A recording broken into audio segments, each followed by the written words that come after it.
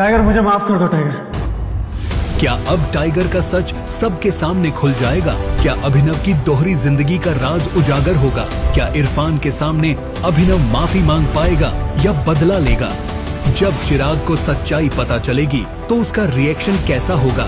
B R group से अभिनव का असली कनेक्शन क्या है? क्या अकरम की दी हुई पिल सच में सुपर पावर ला पाएगी या कोई साइड इफेक्ट होगा? क्या कोई नहीं जान पाएगा कि डिलीवरी बॉय में छुपा है अंडरवर्ल्ड का बादशाह?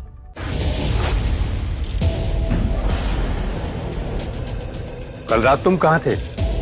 वो दादाजी, वो कल मेरे दोस्त की पार्टी थी कल रात को, तो वहाँ लेट हो गया तो वहीं सो गया था मैं। अच्छा, बेरोजगार तो तुम हो ही, अब तुम्हारी अय्याशी भी शुरू हो गई है।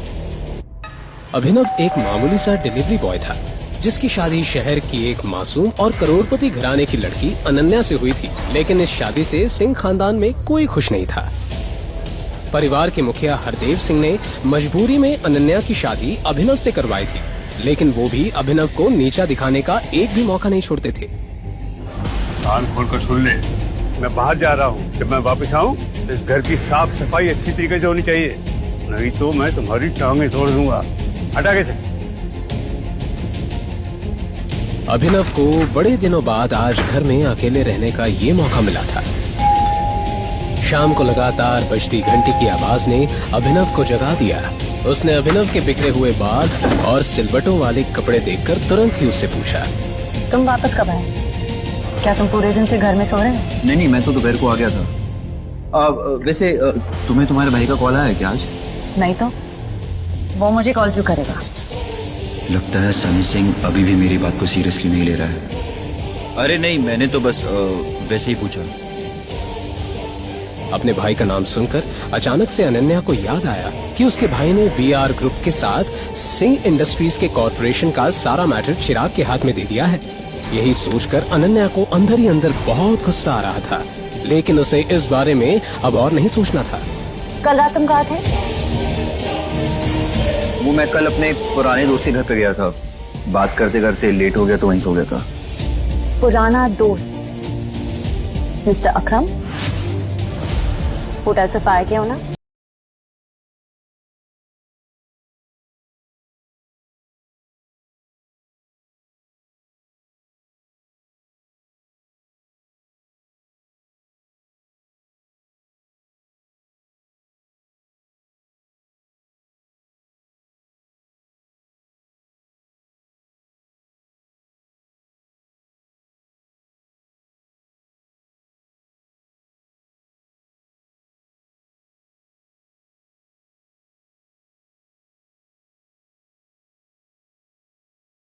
कॉल है वो बीआर ग्रुप के साथ सिंह इंडस्ट्रीज की कॉर्पोरेशन की बात करे तो तुम एकदम से हाँ मत कहना। मतलब थोड़ा सा टाइम लेना, उससे भी तो तुम्हारी इंपॉर्टेंस पता चलनी चाहिए ना। तुम पागल हो गए हो? सनी भैया ने सब कुछ चिराग को दे दिया। बीआर ग्रुप के साथ सारा कॉर्पोरेशन अब वही हैंडल करेंगे। उन्हें मेरी क्यों जरूरत पड़ेगी?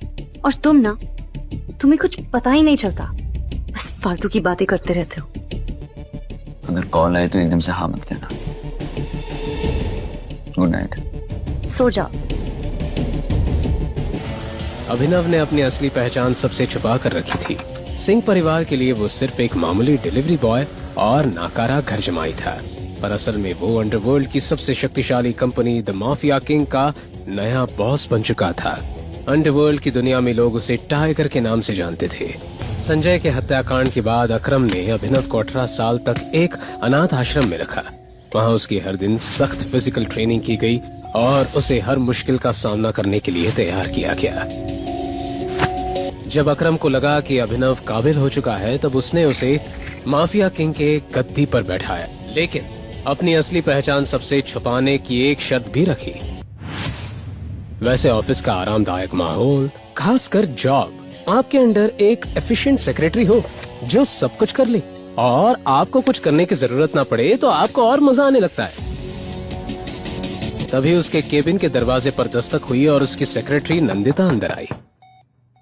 आज वो और अच्छी लग रही थी, लेकिन इस बार नंदिता ने अभिनव को उसे ज्यादा समय तक देखने का मौका नहीं दिया और तुरंत ही बोली, टाइगर, सिंह फैमिली ने बीआर ग्रुप पार्टनरशिप की बात करने के लिए किसी को भेजा है। उनका नाम चिराग है। उसको जाने के लिए कह दो। ओके? चिराग भी बीआर ग्रुप के आलीशान ऑफिस के फर्स्ट फ्लोर पर इंतजार कर रहा था, लेकिन जब नंदिता ने उसे वहां से जाने के लिए कह दिया तो ये चिराग के लिए बहुत ही ज्यादा इंसल्टिंग था।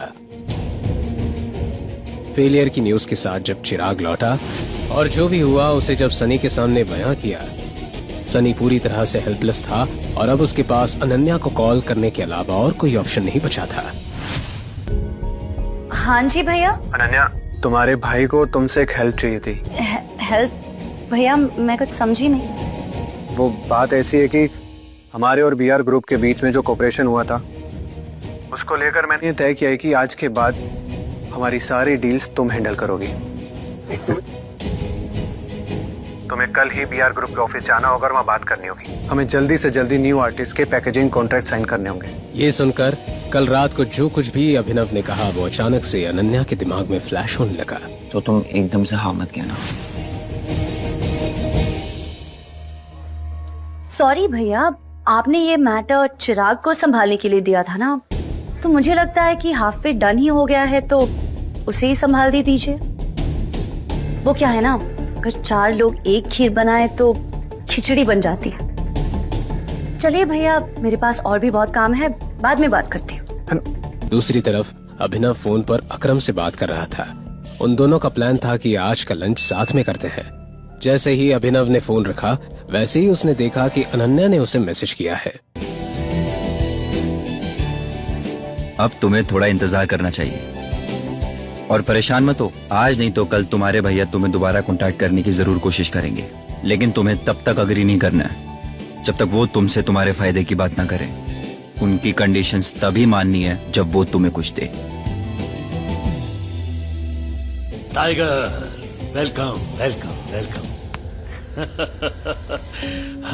आओ, इधर बैठो। अकरम ने अभिनव को सम्मान देते हुए मेन चेयर पर बैठाया और कहने लगा कि उसने उसे एक खास मकसद के लिए बुलाया है। उसके बाद अकरम ने जैसे ही एक ताली बजाई वैसे ही काले कपड़ों में एक आदमी उस कमरे में आया। उसके हाथ में एक छोटा सा बॉक्स था। इसे मैंने खास तुम्हारे लिए प्रिपेयर किया था।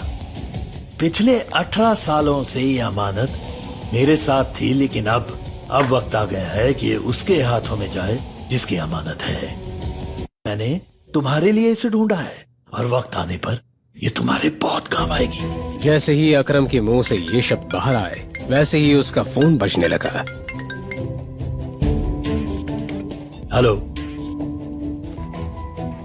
ठीक है, देखता हूं मैं। टाइगर, आई एम सॉरी, लेकिन मुझे लग रहा है तुम्हें लंच अकेले ही करना पड़ेगा। मुझे एक बहुत जरूरी काम आ गया है और उसे सेटल करने जाना है। लेकिन तुम मेरा ये गिफ्ट एक्सेप्ट करो। हाँ, इसे तुम मेरी तरफ से अपने बर्थडे का एडवांस गिफ्ट समझो। मैं समझ गया, अब जाइए अपना काम कीजिए और इसे मैं एक्सेप्ट करता हूँ। Thank you in advance. ठीक है टाइगर, हम जल्दी साथ में लंच करेंगे। ओके? घर पहुंचने के बाद जैसे ही उसने उस बॉक्स को खोला वैसे ही उसमें से एक अलग तरह की खुशबू आने लगी। उस खुशबू को सूंघकर अभिनव का दिमाग हिल गया था। उसकी स्मेल उसे काफी लुभावनी लग रही थी। उस बॉक्स में एक कैप्सूल थी। क्या है ये? क्या ये सच में कोई दवाई है? क्या सच में इसे खाने के बाद शरीर में ताकत आ जाएगी? लेकिन ये कोई जड़ी बूटी वाली पिल की तरह लग रही है। कहीं ऐसा तो नहीं अकरम अंकल को किसी ने बेवकूफ बना दिया हो? अभिनव ने तय किया कि वो उस दवाई को लेगा। उसने जैसे ही उस पिल को अपने मुंह में रखा उसे पानी की जरूरत ही नहीं पड़ी। वो कैप्सूल तुरंत ही मेल्ट हो गई और उसके गले से नीचे उतर गई। वो एकाएक चौंक गया, लेकिन फिर भी अभिनव को लग रहा था कि उस पिल में कुछ तो गड़बड़ है। कि तभी अचानक से उसे अपने पेट में एक तेज दर्द का एहसास हुआ। कुछ ही सेकंड्स में उसका पूरा शरीर कांपने लगा और देखते ही देखते अभिनव बेहोश हो गया।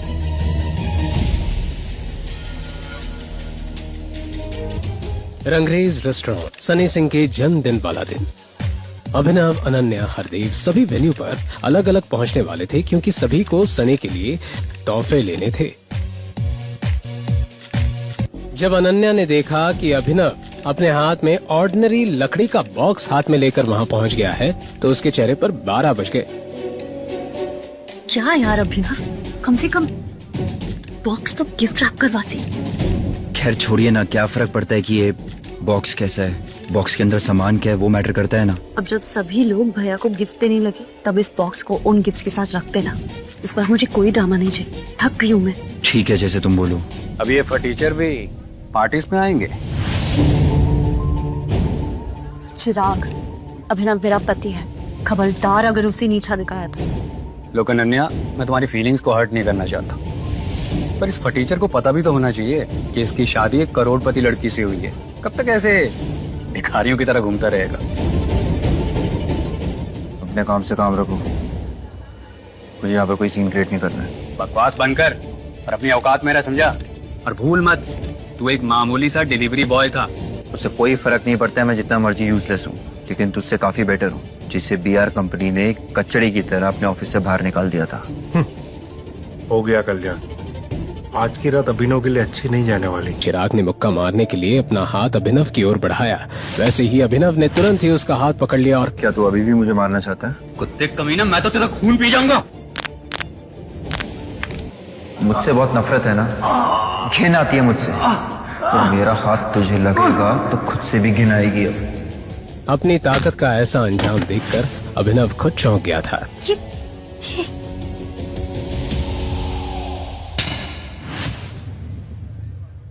तुम अपने आप को समझते क्या हो? आज सनी का जन्मदिन है, खुशियां मनाने का दिन। अभिनव भी हरदेव को गुस्से से घूरे जा रहा था। अगर आज मैंने तुझे जान से नहीं मार दिया ना, तो मेरा नाम चिराग ओबरॉय नहीं। आज पानी सर के ऊपर आ चुका था। 2 साल हो गए हैं मेरी और अनन्या की शादी को। आपको मेरा कभी भी कोई कंट्रीब्यूशन दिखाई नहीं दिया। हमेशा से आपने मेरी बेइज्जती की है, नीचा दिखाया है, और इस थप्पड़ को तो मैं हमेशा याद रखूंगा। और जिस कुत्ते को आपने 2 साल पाला, वही कुत्ता अब जा रहा है वापस। अगर आप चाहते हो कि आपके घर में वापस आऊं, तो सनी को मुझसे माफी मांगनी पड़ेगी। मेरे पांव में गिरना होगा, नाक रगड़नी होगी। Just shut up! कहाँ जा रहे हो? रोको इसे। तुझे यहाँ से जाने के लिए किसने कहा? तू यहीं रुक और अब देख तेरे साथ क्या होता है। जैसे ही चिराग ने अपनी बात खत्म की, वैसे ही रंगरेज रेस्टोरेंट के बाहर कुछ कार्स तेजी से आकर रुकी। चिराग ने अभिनव की जान की सुपारी शहर के सबसे खतरनाक गुंडे इरफान को दे दी थी।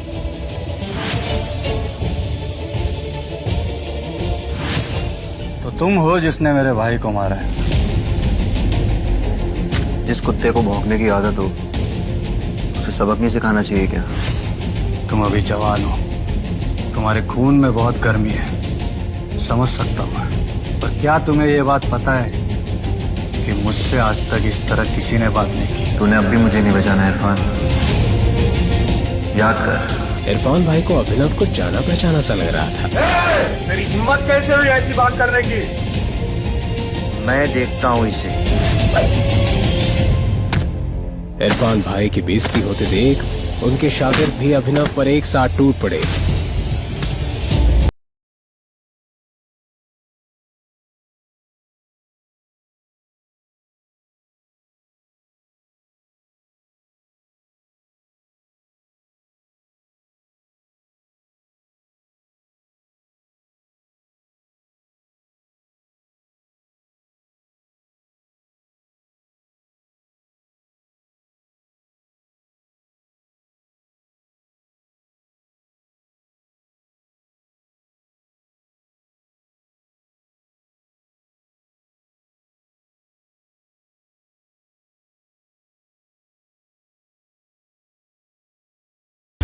क्या अकरम ने दी हुई पिल का कोई साइड इफेक्ट होगा?